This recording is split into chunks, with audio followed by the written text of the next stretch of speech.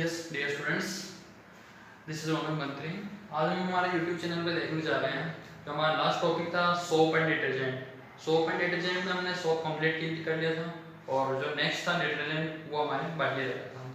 तो बात आती है कि सोप एंड डिटर्जेंट इनमें मेन चीज फर्क क्या होता है, क्या डिफरेंस होता है। दोनों क्लीनिंग पर्पज के काम आते हैं।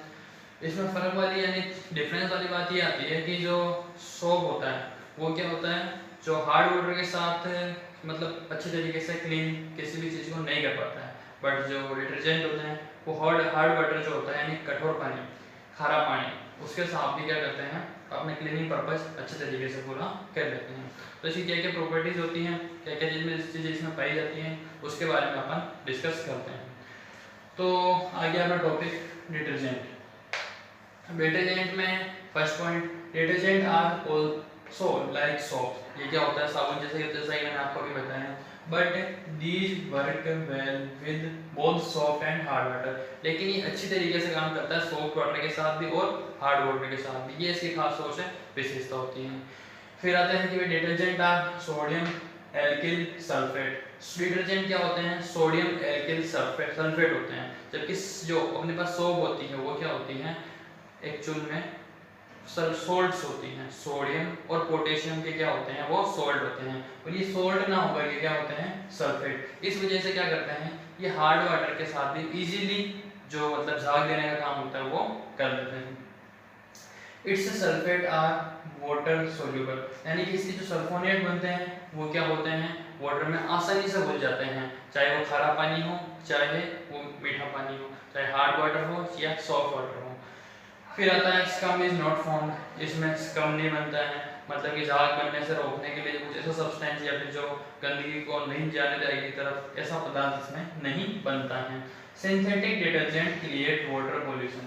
अब जो डिटर्जेंट होते हैं वो सिंथेटिक डिटर्जेंट अलग टाइप के आते हैं। सिंथेटिक डिटर्जेंट में क्या होता है, वो जो होते हैं क्या मतलब एनवायरनमेंट को नुकसान पहुंचाते हैं, मतलब कि जल्दी नष्ट नहीं होते हैं। तो एनवायरनमेंट को पोल्यूशन पहुंचा रहे हैं तो हमें उसका यूज क्या होना चाहिए, कम करना चाहिए। Synthetic detergent create water pollution कर रहे हैं। In detergent hydrocarbon chain is less branched है। जैसा कि हमने देखा था जो सोप वाला अपना टॉपिक था उसमें जो हाइड्रोकार्बन चेन थी, यानी कि हाइड्रोकार्बन चेन वाला पार्ट था, उसमें क्या थे, कार्बन बहुत ज़्यादा जुड़े हुए थे। लेकिन इसमें क्या होता है, कार्बन की संख्या कम होती है, यानी कि लेस ब्रांच होते हैं। श्रृंखला के साथ में हाइड्रोकार्बन जो जुड़े होते हैं वो कम होते हैं। फिर आता है अपने पास benzene sulphonate containing long and less branched hydrocarbon chain are used as detergent. Benzene sulphonate जो होता है उसमें लेस ब्रांच यानी कि कम कार्बन अवेलेबल होते हैं। उस प्रकार के जो अपने पास कंपाउंड होते हैं उनको डिटर्जेंट के रूप में यूज किया जाता है। फिर आता है हमारे पास cleaning action is performed by micelle formation. चाहे सोप हो या डिटर्जेंट हो, दोनों का क्लीनिंग एक्शन, सफाई करने का जो काम होता है वो पूरी तरीके से सेम होता है और मिसेल बना करके किया जाता है। मिसेल फॉर्मेशन किस तरीके से अपन कल सोप वाला जो अपना टॉपिक था उसमें पूरी तरीके डिस्कस कर चुके हैं। अगर मिसेल का क्वेश्चन बनता है तो भी हमको वही चीज़ लिखनी है, सोप का बनता है तो भी हमारे को जो सोप के बारे में बताया आपको वो लिखना है। और नेक्स्ट अगर डिटर्जेंट का, तो डिटर्जेंट का आपको बता रखा है। डिटर्जेंट से क्लीनिंग पर्पज किस तरीके से होता है तो वो उसके लिए हमको सोप वाला जो मिसेल फॉर्मेशन वाला टॉपिक है उसे यूज करना होगा। फिर आता है इसके बाद हमारे पास कुछ क्वेश्चन, क्योंकि हमारा चैप्टर ये लास्ट टॉपिक है, ये चैप्टर कंप्लीट हो गया है। नेक्स्ट आ रहा है हमारे पास व्हाट हैपन व्हेन, क्या होता है जब। कुछ क्वेश्चंस देख रहे हैं। व्हाट हैपन व्हेन, क्या होता है जब कर्ड और sour substance are kept in metal utensils. Curd और सोर सब्सटेंस यानी कि दही या फिर जो कोई खट्टा पदार्थ हो उसको क्या करा जाए, रखा जाए मेटल में, तो क्या होता है अपन जानते हैं दही, इसमें क्या होता है, एसिड पाया जाता है। अब एसिड कौन सा वाला पाया जाता है तो इसके लिए हमको डिटेल में जानने की कोई जरूरत नहीं है। एसिड यहाँ जब भी एसिड रिएक्ट करेगा मेटल के साथ, हमको ये बताना चाहिए एसिड रिएक्ट कर रहा है मेटल के साथ तो क्या होता है, जैसे एसिड मेटल के साथ रिएक्ट करता है हाइड्रोजन गैस रिलीज करता है। हम पहले पढ़ चुके हैं एसिड मेटल के साथ रिएक्शन करने पे हाइड्रोजन गैस रिलीज कर रहा है। अब हाइड्रोजन गैस रिलीज हो रही है, इसका मतलब क्या हो रहा है, तो जो हमारे पास वो दही है या फिर जो भी पदार्थ है खाने वाला वो क्या हो जाएगा, खराब हो जाएगा, पॉइजनस हो जाएगा, जहरीला हो जाएगा। अगर उसको हम काम में लेते हैं तो वो क्या होगा, अपने लिए डेंजरस, यानी कि अपने हेल्थ क्या होगी, उससे खराब हो जाएगी।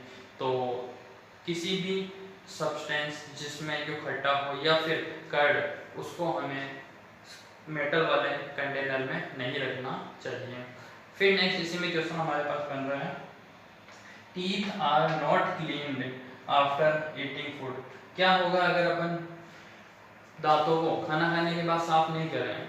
ये तो साफ एक्चुअल दिखती बात है हमको, अगर खाना खाने के बाद अगर अपन लोग दांतों को साफ नहीं करेंगे तो क्या होगा हमारे साथ, जो दांत हैं उनमें क्या होगी, गंदगी या फिर जो फूड पार्टिकल्स हैं वो जमे हुए रह जाएंगे।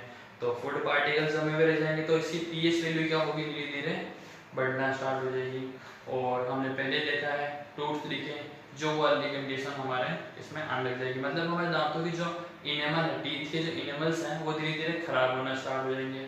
और खराब होना स्टार्ट हो जाएंगे तो फिर क्या होगा, जो हमारे दांत है वो प्रॉपर तरीके से काम नहीं कर पाएंगे और हो सकता है कि उनको गिरने के चांसेस भी बन जाए।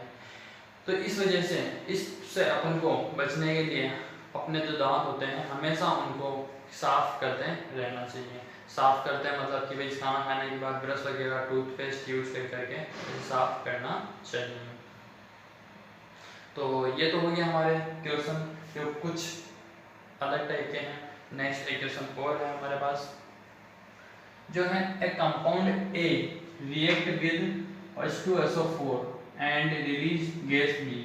एक कंपाउंड है जो H2SO4 यानी कि सल्फ्यूरिक एसिड के साथ में रिएक्शन कर रहा है और गैस रिलीज कर रहा है B with brisk effervescence on heating gas B.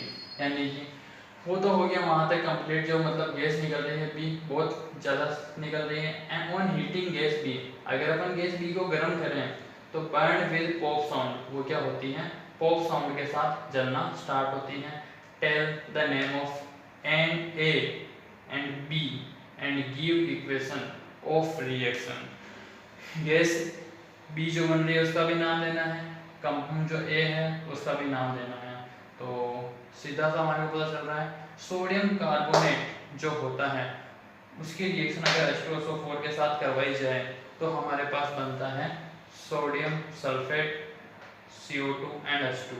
CO2 जो हमारे पास गैस रिलीज हो रही है वो हो गई है हमारे पास गैस B, और कंपाउंड ए जो हो गया है Na2CO3 सोडियम कार्बोनेट। ये तो हो गई हमारे अभी तक की बात। और इसी चैप्टर के बीच में और पीछे भी जो क्वेश्चंस दे रखे हैं वो क्वेश्चन जो अपने नोट्स पढ़े हैं उनके अकॉर्डिंग ही उनके आंसर आपको उसमें मिल जाएंगे।